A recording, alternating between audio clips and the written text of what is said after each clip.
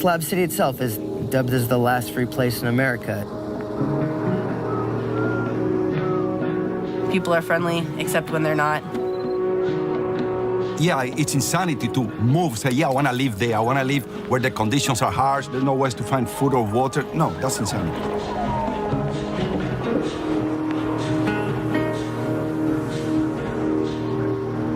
It's simple. Natural law, anything can happen.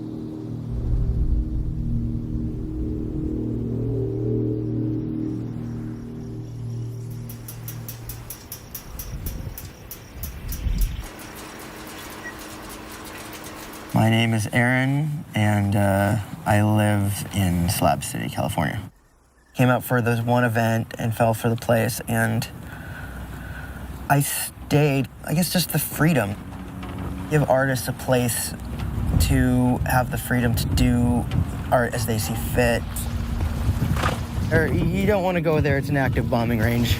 It was originally a military base called Camp Dunlap. The military pulled out and left a bunch of concrete slabs and nothing else. Around 1952 is when it became Slab City and people started camping here and squatting here. Now there's a community that goes between 200 and 2,000 people. It means I can come here and squat here and build a fence around a little piece of desert and live here. Well, people will come here just to get out, be different.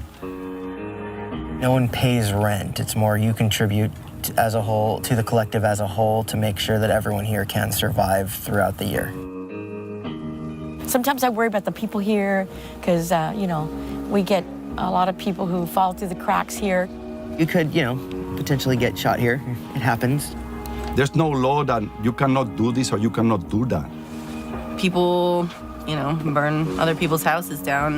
And if you don't have a house or a dwelling space, especially in summer, you're like totally screwed because, you know, it's an extreme environment. I think that's the resort that happens when this person has sufficiently upset a majority of the slab community. It's do as thou will, but cause no harm. If what you're doing is causing harm to no one, then there shouldn't be a problem with it. Yeah. Scrap fence is always fun. I did this one as kind of more of an art piece, and I mean, it's a good fence. There's a scrap pile here. Sometimes you just gotta smash something to feel better about your day.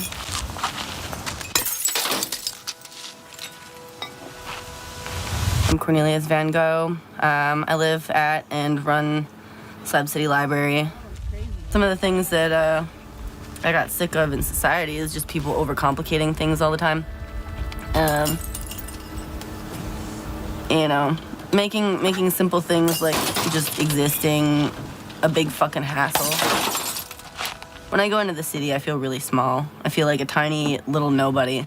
And when I'm out in the wilderness, I feel like a freaking, you know, like a proud beast, like a grizzly bear or some shit, you know?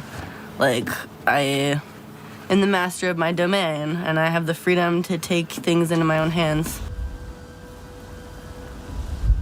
I saved up and bought a shotgun because I wasn't sure, like, how lawless it was. I've never had to shoot anybody with it, but, you know, I just wanted to be safe. So I got my shotgun and I came down here and I found out that the library was here and it had been abandoned for a long time and was in disrepair, so I moved in. The television will not be revolutionized. So this here's my personal favorite piece. It was initially built, well, I'm losing my hat. It was initially built and used the backdrop of a stage. And there was 15 TVs and it was very impressive when we built it up there. And so we brought them out here and we stacked them all up and it ceased to be very impressive. It was just small. Tell people if you got a TV you want to get rid of, please bring it down. We're not even gonna ask where you got it. This is Cinnabar Charm. This belonged to our founder, Charlie. He decorated with around 20,000 individual objects. He did all this himself. Or we used to ask him where he found time to do all this stuff. Always his answer was, I've got 24 usable hours in the day, same as any one of you. It's also, as you can see, the first church of the chocolate martini. Tenets of the first church of the chocolate martini: make good thing, do big fun, get more laid, rise and infect. So right here we have the mammoth. The mammoth's actual name is Definition of a Grievance, but we just call it the mammoth. East Jesus is, as our founder Charlie Russell explained, an experimental, habitable artwork in progress. Anyone he knew that wanted to do art and just didn't have a good outlet for it, that was his whole idea of East Jesus being that outlet.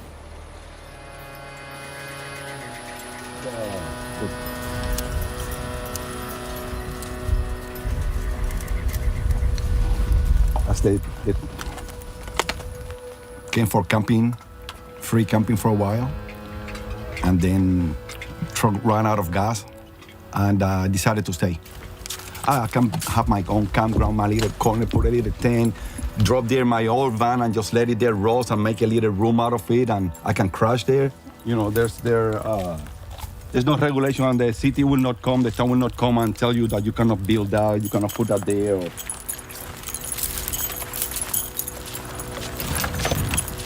I don't know, maybe I'll turn this into a meditation room. But then I keep adding outside or bringing, I want to build a pond and just fill it up with water, so I don't have to take the dogs to the pond, they just can come there. Maybe a rock garden, a little, I don't know, something that I can even get inside in the water, you know. Freedom is a state of mind, I believe. Freedom of not paying, not have to live among a lot of people or congregated in a big city. Maybe that's freedom for me, so I live by myself here, and when I want to talk to somebody, then I go and visit. And look who I got here finally. He's tied up. And he's still laughing, smiling. I got the bunny. You see variety of characters. Characters welcome, Slab City, characters welcome. That's what it should be reading nowadays. Huey, now you want to come up here with me? Every county should have a Slab City. Every county, at least, and every metropolis should have there should be a community where people can go and live within their means. And that's what I do basically now. But I have enough. My solar, I'm buying on credit from Solar Mike, who's kind enough to trust me to make payments. This is my favorite sitting place in the evening, and this is my favorite sitting place in the morning, and this is my dog bath. Well, I just put this fence up just recently because people will walk right through your yard and steal from you. This is my bus. Actually, it's not my bus. I'm just taking care of it for Sandy, the artist that used to be her art. Sandy was a sweetheart, older lady. She wanted everybody to be happy. She was a musician. She didn't make very much money on her Social Security, but she would have every Tuesday night, a music venue here. And we would all come for hot dogs and coffee.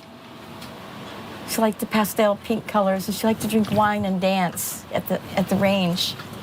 So, anyway, she painted half of this for about a third of it, and then she passed away.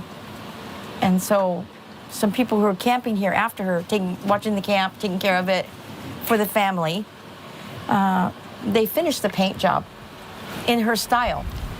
I still haven't cleaned out a lot of Sandy's stuff. But anyway, I'm really grateful that I can have this little spot, you know, to squat on. And put a few things here and have a place I can just feel comfortable, pretty comfortable and safe. It's a place where people can come and find a refuge, you know. They can build whatever they want to build here. Not a bunch of lawless rebels. It's people that just kind of got sick of not fitting in with society.